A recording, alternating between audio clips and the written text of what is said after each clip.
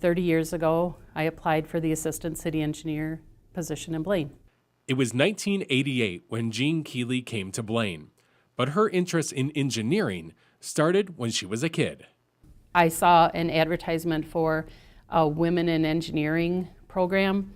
It was a summer program between your junior and senior year in high school. So I applied for that and was accepted with about 30 other high school women.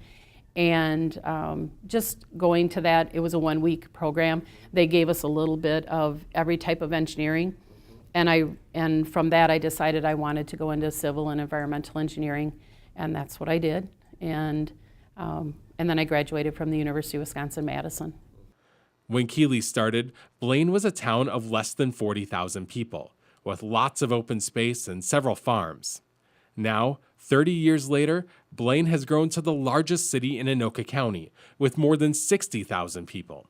Keely has had a front row seat to this growth, as first the assistant city engineer and now the city engineer for the last 13 years.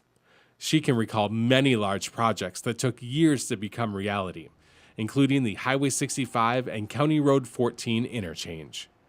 That project took 3 traffic signals off of Highway 65 and put 2 overpasses on our local streets, but then also put the overpass or the interchange in with 14. And that's a huge safety improvement on Highway 65.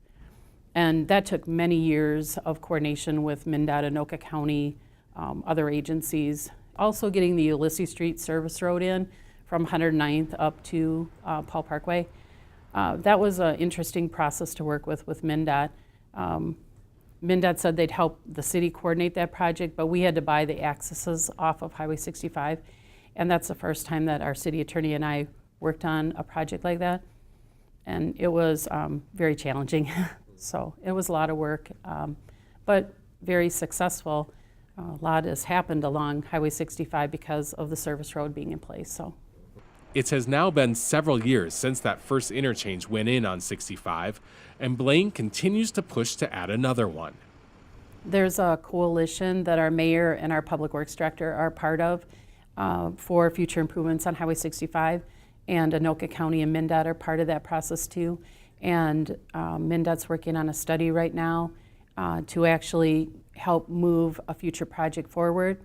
The city's highest priority would be an interchange at 109th and 65. Keely enjoys seeing big projects come to fruition, but spends many of her days working on small details and answering questions.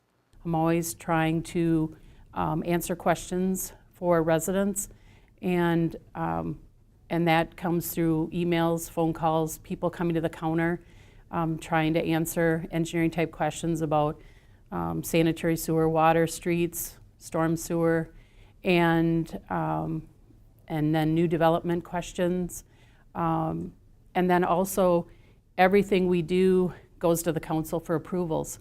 So every day we're working on council items, getting information together for the council so they understand the facts, so that they can make decisions at council meetings. And so every day it revolves around what we need to do for the residents and for the council. Keely was recently honored as the 2017 Municipal City Engineer of the Year by the City Engineers Association of Minnesota.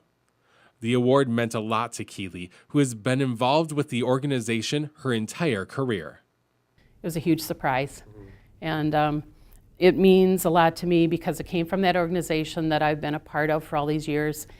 As a city engineer, it can take years to see your work make an impact for a community. Continuing to help the city and the region grow is something that motivates Keely every day.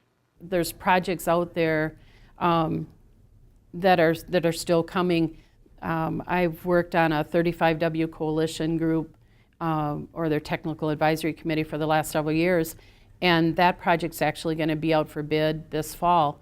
And it's a 4-year project where 35W is going to have a min-pass lane added, just to see when those projects come to fruition and that are successful. And working with Anoka County every day. We have several projects coming up with the county and with our own development, so there's a lot of stuff, a lot of exciting things coming for Blaine.